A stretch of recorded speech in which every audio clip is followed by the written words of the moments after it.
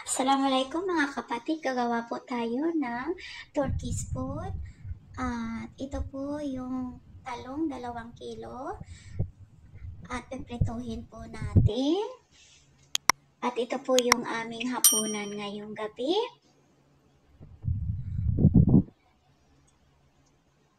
At ayan, at gigisa po ako ng sibuyas bombay with olive oil, 1 piraso na malaking sibuyas bombay, at ayan, ilagay na natin yung giniling na karne, at ilagay na po yung mga panglasa, yung mga kamon, red chili powder, turmeric, at asin, at iba pang panglasa.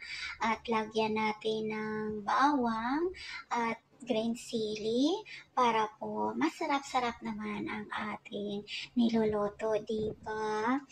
At lalagyan natin ng kamatis, 1 piraso po na malaki na kamatis, at haluin po natin para po masarap-sarap naman, diba? At isunod natin yung tomato paste para po pula ang kulay ng ating giniling na karne. At ayan.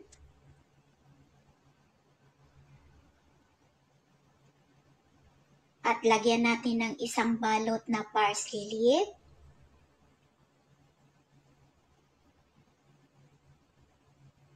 At ayan po yung pagkain ng turkey po mga kapatid. At ayan, pagkatapos po ay gagawa po tayo ng tomato sauce. Lagyan natin ng tomato sauce. Yan po ay tomato paste with salsa. Ihaluin po natin. Pagkatapos, lagyan po natin ng 1 basong tubig. At para po mamaya ay pag ilagay natin sa itaas ng talong na may giniling na karne, para po may sauce po siya.